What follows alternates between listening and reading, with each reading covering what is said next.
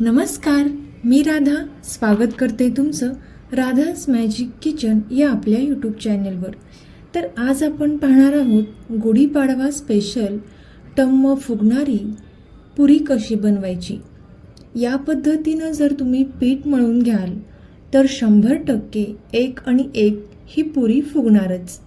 तर टम्म फुगणाऱ्या पुऱ्यांसाठी पीठ कसं मळायचं आणि टम्म फुगणारी पुरी कशी करायची यासाठी रेसिपी अगदी शेवटपर्यंत नक्की पहा। चला तर मग आजच्या रेसिपीला आपण सुरुवात करूया। तर सर्वात अगोदर इथे आपल्याला गव्हाचं पीठ घ्यायचं आहे। इथे मी या कपने 2.5 कप गव्हाचं पीठ घेतलेलं आहे। इथे तुम्ही असा कप नसेल तर एखादी वाटी सुद्धा वापरू शकता। आता यानंतर अगदी किंचितसं असं मीठ आपल्याला यामध्ये घालायचं आहे आणि 1-2 चमचे बारीक रवा यामध्ये घालायचा आहे। 1 चमचा बेसन पीठ आपण यामध्ये घातलेला आहे। आता ज्या कपने आपण गव्हाचं पीठ घेतलं त्याच कपनं अर्धा कप या कपामध्ये पाणी घेतलेलं आहे आणि त्यामध्ये 1 चमचा साखर घालायची आहे। आता ही जी साखर आहे ती आपल्याला पाण्यामध्ये पूर्णपणे विरघळवून घ्यायची आहे। 1-2 मिनिटांपर्यंत इथे आपण हे चांगलं मिक्स करून घेणार आहोत। तर पाहू शकता या पाण्यामधील साखर पूर्णपणे विरघळलेली आहे।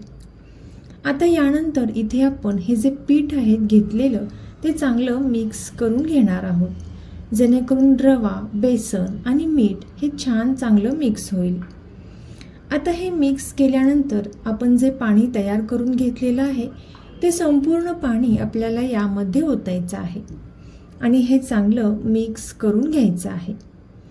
आता इथे आपल्याला हे पीठ मळत असताना गरजेनुसार पाण्याचा वापर करायचा आहे। पुरीसाठी पीठ मळत असताना इथे आपल्याला घट्ट असं पीठ मळून घ्यायचं आहे। जेवढं पीठ घट्ट मळता येईल तेवढं आपल्याला हे घट्ट पीठ मळून घ्यायचं आहे। तोपर्यंत जर तुम्ही आपल्या चॅनलवरती नवीन आला असाल तर नक्कीच आपल्या चॅनलला सबस्क्राईब करा आणि सबस्क्राईबच्या पुढचे बेल आयकॉनचे बटन दाबा, जेणेकरून इथून पुढच्या छान छान रेसिपीज सर्वात अगोदर तुम्हाला पाहायला भेटतील। तर पाहू शकता इथे मी हे पीठ चांगलं घट्ट असं मळून घेतलेलं आहे आणि सर्वात शेवटी यावरती आपल्याला थोडंसं तेल टाकून घ्यायचं आहे। तेल टाकल्यानंतर पुन्हा एकदा आपण हे पीठ चांगलं मळून घेणार आहोत। पीठ जेवढं चांगलं मळता येईल तेवढं छान मळून घ्यायचं आहे। पीठ चांगलं मळल्यामुळे सुद्धा पुरी छान होते। आता इथे आपण तेल लावल्यानंतर एक 5 ते 6 मिनिटांपर्यंत हे पीठ चांगलं पुन्हा एकदा मळून घेतलेलं आहे आणि यावरती प्लेट ठेवून एक 10 ते 15 मिनिटांसाठी हे पीठ छान असं भिजून द्यायचं आहे। आता 10 ते 15 मिनिटांनंतर हे जे पीठ आहे ते छान असं भिजलेलं आहे। आता यामधील आपल्याला एक छोटासा गोळा घ्यायचा आहे। इथे तुम्ही तुम्हाला हव्या त्या साईजचा गोळा घेऊ शकता। आता हा गोळा घेतल्यानंतर हातावरती घेऊन आपल्याला या पद्धतीने याचा गोल असा आकार करून घ्यायचा आहे आणि याच प्रकारे इथे मी 2 ते 3 पिठाचे गोळे तयार करून घेतलेले आहेत। आता इथे आपण पुरी लाटून घेणार आहोत। तर सर्वात अगोदर आपल्याला पुरी लाटताना इथे पिठाचा वापर अजिबात करायचा नाही। इथे आपण या लाटण्याला थोडंसं तेल लावून घ्यायचं आहे आणि गोळ्याला सुद्धा थोडंसं तेल लावून घ्यायचं आहे, जेणेकरून पुरी जी आहे ती चिकटणार नाही। आता पुरी लाटताना इथे आपल्याला सुरुवातीला मध्ये लाटून घ्यायची आहे आणि त्यानंतर कडेने इथे आपल्याला ही पुरी लाटत जायची आहे। त्यामुळे काय होईल तर पुरी जी आहे ती एकसारखी छान अशी लाटली जाते।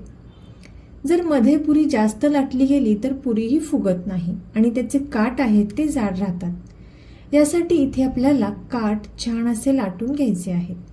तर पाहू शकता अगदी खूप पातळही नाही किंवा अगदी खूप जाडही नाही, या पद्धतीने पुरी लाटून घेतलेली आहे। आता एका साईडला गॅसवरती मी तेल छान कडकडीत गरम करण्यासाठी ठेवलेलं आहे। पुरी तेलामध्ये सोडताना तेल आपल्याला चांगलं कडकडीत गरम करून घ्यायचं आहे आणि पुरी तेलामध्ये टाकल्यानंतर लगेचच आपल्याला चमचा किंवा झारा पुरीला लावायचा नाही। पुरी आपोआप फुगून वर आल्यानंतर इथे आपण ही झाऱ्याने पलटी करून घेणार आहोत। तर पाहू शकता मस्त अशी फुग्यासारखी टम्म फुगलेली पुरी इथे तयार झालेली आहे. कलर देखील याला छान असा आलेला आहे. आता याच प्रकारे इथे आपण बाकीच्या सुद्धा सर्व पुऱ्या तयार करून घेणार आहोत. तर तुम्ही सुद्धा या गुढीपाडव्याला ही पुरीची रेसिपी नक्की ट्राय करून पहा आणि कशी झाली ती कमेंट करून नक्की सांगा. तुम्हाला जर ही रेसिपी आवडली असेल तर नक्कीच आपले मित्र मैत्रिणी आणि नातेवाईकांसोबत शेअर करा. चॅनलवरती नवीन आला असाल तर नक्कीच चॅनलला सबस्क्राईब करा आणि बेल आयकॉनचे बटन दाबा. थँक्यू.